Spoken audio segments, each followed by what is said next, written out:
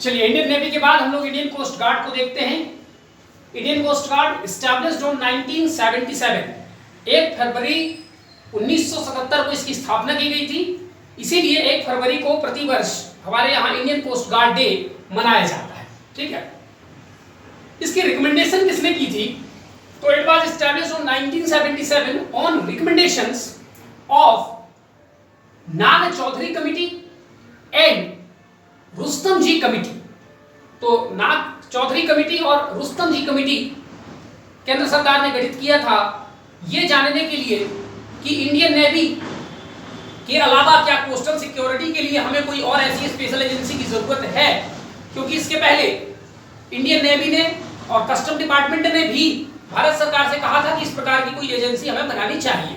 तो उसी लिए नाग चौधरी कमेटी 1971 में और रुस्तम जी कमेटी 1974 में इंदिरा गांधी के समय बनाई गई। दोनों कमेटी ने रिकमेंड किया कि हाँ, ऐसी एक स्पेशल बॉडी हमें कोस्टल सिक्योरिटी के लिए चाहिए। उसी बात को ध्यान में रखते हुए 1 फरवरी 1977 को इंडियन कोस्ट गार्ड की स्थापना की गई। ठीक है, जब इसकी स्थापना की गई थी उस समय भारत के प्रधानमंत्री मोरारजी देसाई थे, लेकिन जब कमिटीज बनी थी तो उस समय इंदिरा गांधी थी। ठीक है, अब इंडियन कोस्ट गार्ड का रोल क्या है, क्या काम करती है या किस पर्पस के लिए हमने इसको बनाया?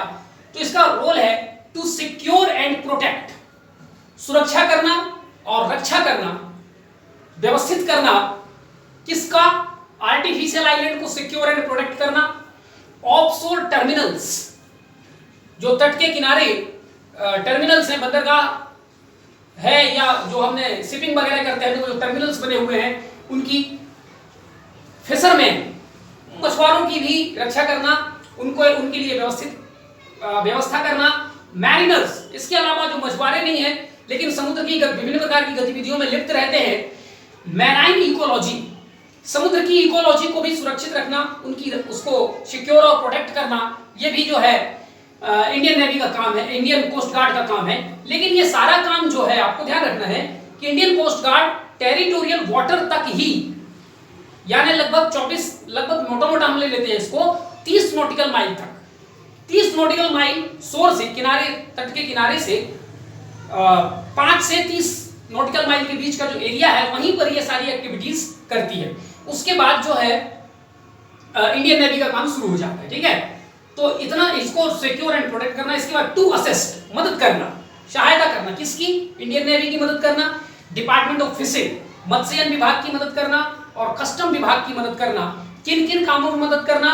समुद्र में कोई लूटपाट ना मचे, स्मगलिंग ना हो, ठीक है, कोई शिप वगैरह हाईजैकिंग ना हो, कोई इलीगल गतिविधियां ना हो। इन सब चीजों पर इंडियन नेवी, फिशिंग डिपार्टमेंट और कस्टम डिपार्टमेंट को जो है मदद करना। ठीक है, कस्टम को मदद किया जाता है कि कहीं कोई स्मगलिंग वगैरह ना हो रही हो, चोरी से माल ना आ रहा हो, बिना कस्टम का इजाजत दिए, बिना कस्टम के क्लियरेंस के। इन सब बातों पर भी इंडियन कोस्ट गार्ड इन सारे डिपार्टमेंट्स की मदद करती है। ठीक है, इसके अलावा तटीय क्षेत्रों में साइंटिफिक डाटा कलेक्शन, कहां पर कोरल है, कहां पर मैंग्रोव है, इस प्रकार से जितने क्षेत्रों में ये अपना सिक्योरिटी और प्रोटेक्शन का काम करती है उतने एरिया पर साइंटिफिक डाटा कलेक्शन भी इसका काम है। यदि कोई आइलैंड निकल रहा है, ठीक है, इस प्रकार की समुद्र में कोई भी गतिविधि हो रही है, उसका डाटा कलेक्शन का काम भी ये करती है। कोस्टल लॉ इन्फोर्समेंट, भारत सरकार तटीय सुरक्षा के लिए जो भी इकोनॉमिक कोस्टल जोन जैसे या कोस्टल जोन रेगुलेशन, इस प्रकार से कोई भी नियम कानून बनाती है तो उस नियम कानून को इन्फोर्स करने का काम जो है वो कोस्ट गार्ड द्वारा किया जाता है।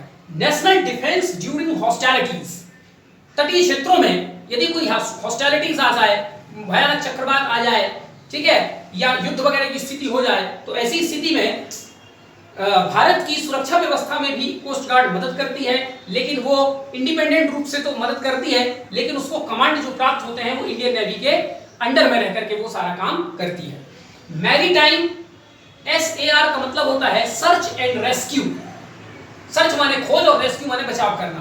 तो समुद्र में सर्च वगैरह करना और रेस्क्यू करने का काम भी कोस्ट गार्ड का होता है। और कोस्टल सिक्योरिटी, भारत में जितने कोस्टल एरिया है उस पूरे की सिक्योरिटी व्यवस्था करना, ये इंडियन कोस्ट गार्ड का काम है। यानी युद्ध में जनरली कोस्ट गार्ड पार्टिसिपेट नहीं करती जब तक इंडियन नेवी ये ना कहे कि हमें आपसे मदद चाहिए। ठीक है, तो नेवल वॉरफेयर का काम नेवी करती है, कोस्टल सिक्योरिटी का काम जो है इंडियन कोस्ट गार्ड द्वारा किया जाता है। तो इतनी बात इंडियन कोस्ट गार्ड के बारे में हमें पता चली। हेड। इंडियन कोस्ट गार्ड के हेड को डायरेक्टर जनरल कहा जाता है, जो कि इक्विवेलेंट होता है vice admiral of Indian navy की। ठीक है,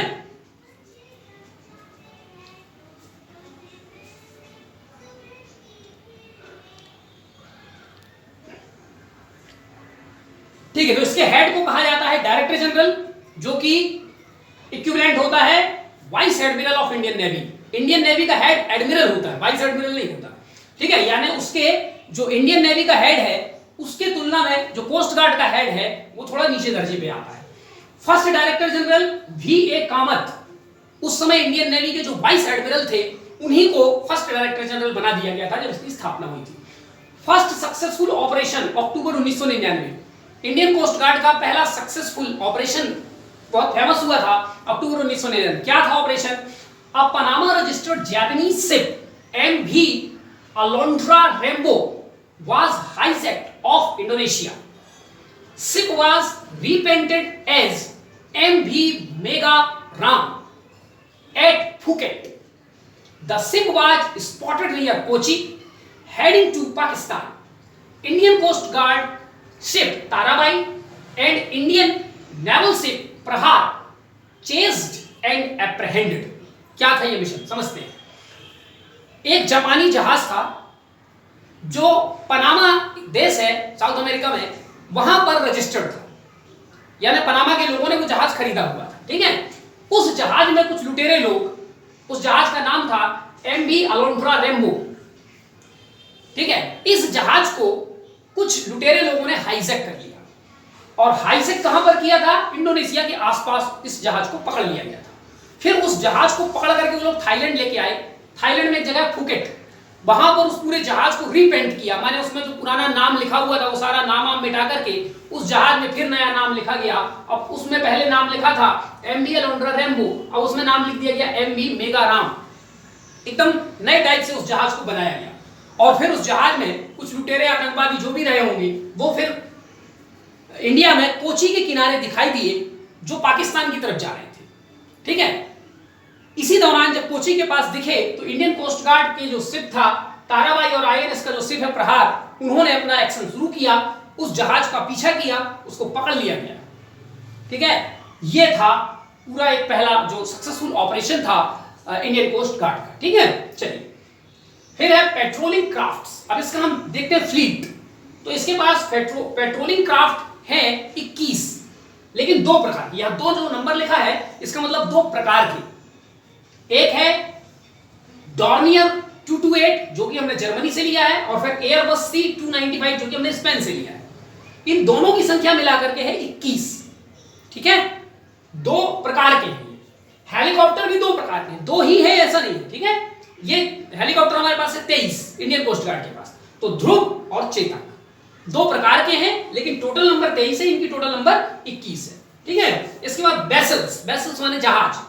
इंडियन कोस्ट गार्ड के पास कितने प्रकार के जहाज हैं? 3 हैं हमारे पास पॉल्यूशन कंट्रोल वेसल्स, और तीनों जहाज कौन से हैं? ICGS समुद्रा। ICGS का मतलब होता है इंडियन कोस्ट गार्ड शिप। ठीक है, तो ICGS समुद्र क्या है? इंडियन कोस्ट गार्ड का पॉल्यूशन कंट्रोल वेसल है। एक ऑफशोर पेट्रोल वेसल्स, तट के किनारे ऑफशोर पेट्रोलिंग करने के लिए जो हमारे पास जहाज है वो है 21। ठीक, कौन कौन से हैं देख लेते हैं।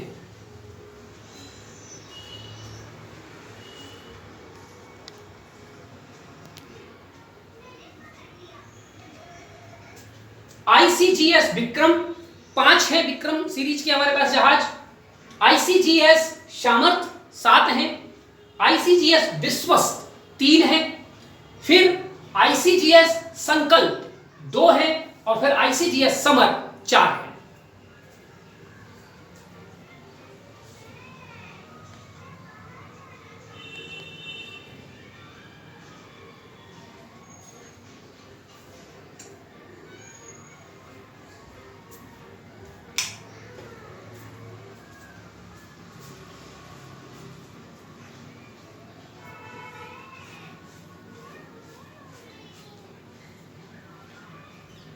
ठीक है, तो ICGS संकल्प और ICGS समार, इन सबको टोटल आप कर दोगे तो 21 हमारे पास जो है ऑफशोर पेट्रोल वेसल है।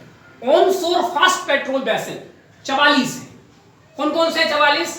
आईसीजीएस आदेश 20 जहाज हैं इस सीरीज के, आईसीजीएस राजश्री 11 है इस सीरीज के, आईसीजीएस रानी अबक्का 5 है इस सीरीज के, आईसीजीएस सरोजनी 7 है इस सीरीज के, और फिर आईसीजीएस प्रियदर्शनी 1। तो इस प्रकार से टोटल आप करेंगे तो 44 ऑन शोर पेट्रोल वेसल जो है हमारे पास है। फिर पेट्रोलिंग बोट्स हमारे पास 74 है। आईसीजीएस भारती 6, आईसीजीएस एलएनटी 46, इसको 46 एलएनटी कंपनी ने बनाया है, आईसीजीएस एबीजी 13, आईसीजीएस एएमपी 5 और बाकी और मिलाकर के 4, तो टोटल हो गए 74 पेट्रोलिंग बोट्स। होवरक्राफ्ट एक प्रकार का जहाज होता है, एयर कुशन व्हीकल कहते हैं उसको, ठीक है। इसकी जो हमारे पास संख्या है वो है 18 के 18 हमने यूके से लिया है, और वो ग्रिफन क्लास का है या ग्रिफन सीरीज का है, ठीक है। Training vessel, Indian coast guard के लोगों को ट्रेनिंग जो है वो अझिक्कल, केरल में एक जगह अझिक्कल, वहां पर दिया जाता है। कौन से जहाज पे ट्रेनिंग दी जाती है? आईसीजीएस वरुणा, ठीक। चलिए यहां तक हो गया, ये फ्लीट के बारे में हमारे पास आईसीजीएस की जानकारी हो गई, ठीक है। अब हम देखते हैं इंडियन कोस्ट गार्ड की इंपॉर्टेंट एक्सरसाइजेस। सहयोग कैजिन, इंडिया और जापान की कोस्ट गार्ड के बीच में ये एक्सरसाइज है, KAIJIN कैजिन। फिर है रीसारेक्स, आर के बाद ई छोटा है, बाकी सब कैपिटल लेटर में है। रीसारेक्स इंडियन कोस्ट गार्ड और स्टेट की जो मैराइन पुलिस होती है उनके बीच का ये हमारा अपना इंडिया का एक्सरसाइज है, इसमें कोई दूसरा कंट्री पार्टिसिपेट नहीं करता। सी विजिल इंडियन नेवी और इंडियन कोस्ट गार्ड के बीच का एक्सरसाइज है, ठीक है। कुछ और भी एक्सरसाइज है जो हम नेक्स्ट स्लाइड में देखते हैं।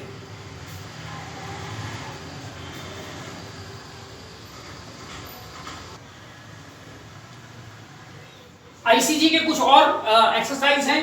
SAREX, search and rescue exercise, Indian coast guard समय समय पर करता रहता है, ठीक है। अपहरण एक एक्सरसाइज है। Anti hijacking exercise Indian navy और इंडियन कोस्ट गार्ड प्रति साल मिलकर के करते हैं, जिसमें यदि कोई जहाज वगैरह हाईजैक हो जाए तो उसको कैसे बचाना है उसकी पूरी प्रैक्टिस की जाती है। दोस्ती, इंडिया, मालदीव और श्रीलंका के कोस्ट गार्ड प्रति साल इस एक्सरसाइज को करते हैं, ठीक है। चलिए यहां तक एक्सरसाइज कंप्लीट हो गया। Search and rescue vessels, Indian coast guard की कुछ सर्च एंड रेस्क्यू वेसल्स हैं, उनमें से एक है आईसीजीएस दुर्गावती, फिर जीजाबाई, रजिया सुल्तान, दहानु, राजकिरणन, शूर, कारवार और समुद्र प्रहरी। इसी के साथ हमारा इंडियन कोस्ट गार्ड का चैप्टर भी कंप्लीट होता है, ठीक है। और इसी के साथ ये जो पूरा डिफेंस और नेवी वगैरह का, सिविल एविएशन, शिपिंग वगैरह, ये सब कुछ इसमें हम लोगों ने कंप्लीट कर दिया। नेक्स्ट चैप्टर हम लोग शुरू करेंगे ट्रांसपोर्ट के बाद।